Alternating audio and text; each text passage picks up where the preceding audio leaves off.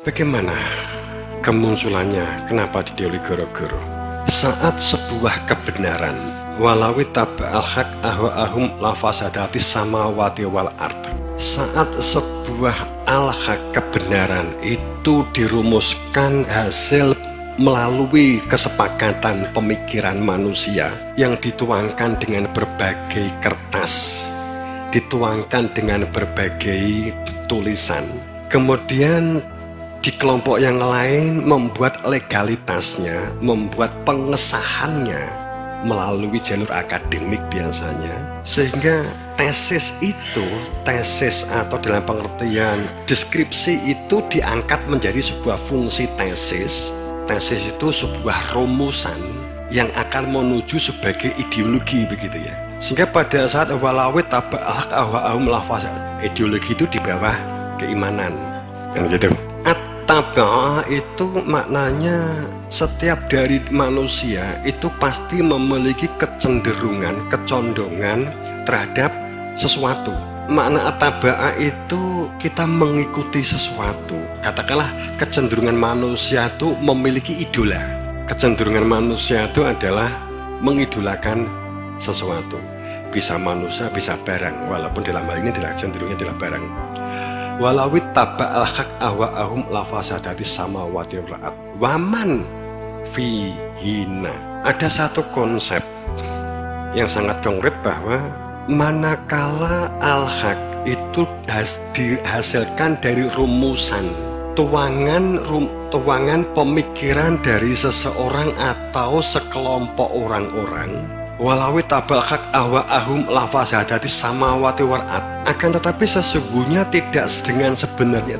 Pertama, tidak memegang legalitas otoritas, hilangnya otoritas sebagai pemegang yang hak wenang menjabarkan, menunjukkan tentang al-haq kebenaran itu. Saat ahwa'ahum ini ditiadakan, diabaikan, tidak ada, walawit taba'al haq ahwa'ahum lafasadati samawati wal ard, maka dipastikan kehancuran langit dan bumi.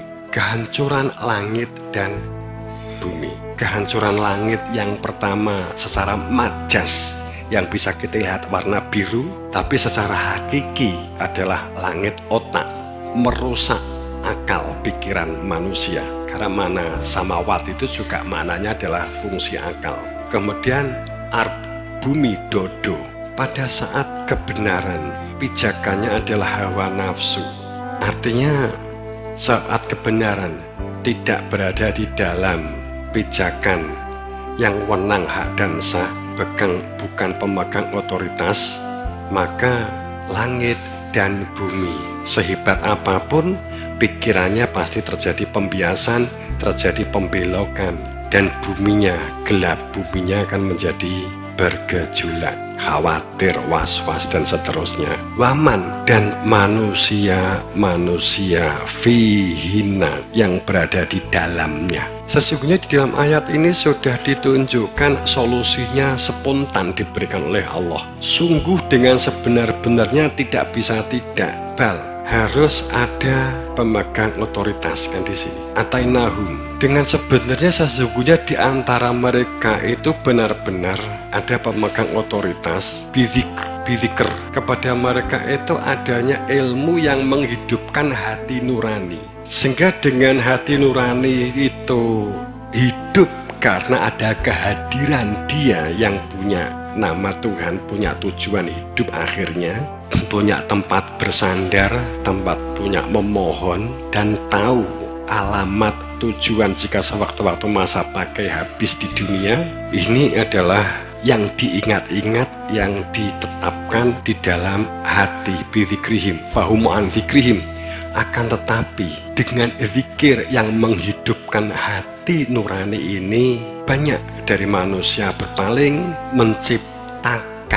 menciptakan penokohan-penokohan baru yang dianggap memiliki hak otoritas tentang kebenaran. Sebagai contoh, ini kan saya ngomong ayat, bukan ngomong saya.